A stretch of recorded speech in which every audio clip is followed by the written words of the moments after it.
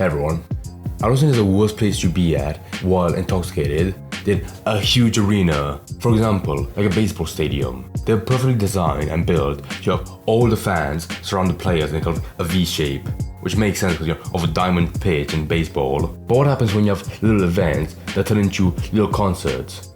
I've rarely seen national anthems, like they become so commonplace, they barely stick out, everyone does them at the beginning so they can get out of the way and start the actual game. But what happens when that small traditional event that people just gloss over goes horribly wrong and it turns into an absolute mess that everyone is forced to watch? That is what happened at this Major League Baseball game where they had the iconic American singer Ingrid Andress sing the national anthem just before it started. Now, this is the part where I wish I could talk to a fan of hers because I've never really heard of her. But I know for a fact she's prestigious enough in the country music scene to make an appearance in such a traditional American sport, while also at the same time clearly showing signs of her well-being having declined, which you can evidently see in this anthem that she sung, where after a few seconds, of her starting, you can tell that every single note she's singing is soaked in alcohol, and she is set to sing the whole 2-minute long recital while completely inebriated. I really wish I could show the whole part, the whole clip, but I do have to splice it up because it's way too painfully cringy. But it is a good gradual show of all the people around her getting iffy as they slowly realize what state she's actually in while singing. Oh, say can you see by the dawn's early light what so proudly we hailed by the twilight's last gleaming, whose broad stripes and bright stars. This is so goddamn good because it does feel like it's gonna be like a Skyfall kind of song where the first few seconds, they're kind of quiet, not full of energy, and then it explodes full of volume, meant to leave everyone a sense of energy and patriotic passion just before the game. It really feels like that was the first time in the day that she started singing. There was no warm-up, that was the first time that second that she stretched her vocal cords to that extent. So it was already off to a rocky start, and any benefit of the doubt people could give to her on why it sounded so off was already gone in the first few seconds. So there would be nothing left once it started nearing to the end. Plus, after established now, all the players here, because even though all the fans, standing up in the crowd, they can laugh as much as they want, like me, these players have to stay very composed, more composed than the actual songs he's singing. Oh, the ramparts we watched were so gallantly streaming, and the rockets' red glare, the bombs bursting in air, gave proof through the night that our flag was still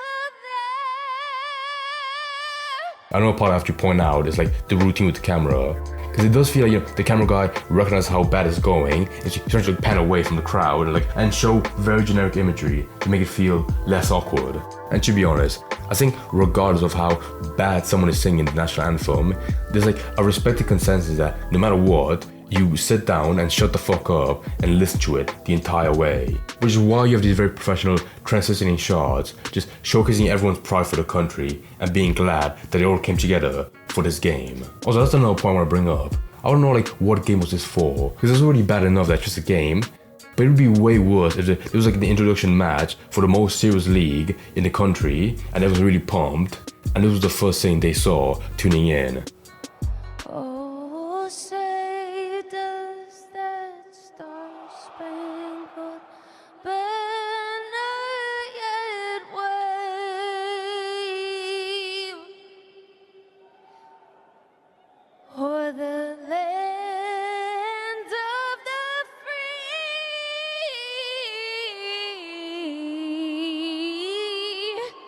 and the home of the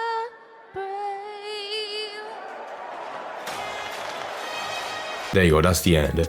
At the final seconds, everyone, at least a quarter of the crowd there at the stadium gave up and started shouting out or laughing. Or maybe a mix of both, because it is hard to not find it funny, the amount of voice cracks and how they all happen note perfect on the worst parts. I feel so bad for the fireworks team that was on that show. You could tell that the plan they had envisioned was for whatever second they're gonna have, they're gonna give the last line with a lot of delivery and make the fireworks feel more well suited. But in that instance, it felt way more like they were trying to break her up from her bad singing. They were just some employee with a thing on the button, painfully waiting for her to finish. However, I would feel and look like a piece of shit if I didn't bring up the fact she didn't leave the show with no shame or regrets. Cause she knew that it did turn out like a mess. Which is where you have this Instagram post from her later, apologizing to all the fans, saying she felt awful, and that she's planning to go to rehab soon. I don't imagine it was just this event that led to her decision. I'm sure there was other stuff beforehand that led to her getting drunk at a baseball game, knowing full well she had to sing the national anthem to thousands of people in just a few hours or minutes, even worse. Initially I was like, oh, it's just a baseball game, get wasted, who cares? But then I realized, why would you get drunk knowing you planned for this? It's not all the coaches in a baseball game grabbed some random person from the VIP area. No, they planned and picked her specifically. I mean, it was at least somewhat better than other singers.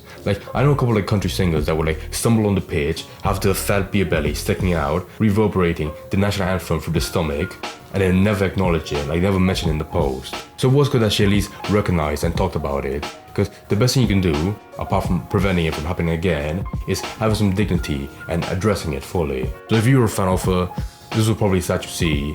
But even if you're diehard for Ingrid Andress, this anthem was still funny to listen and watch, I'm sorry, I have to admit.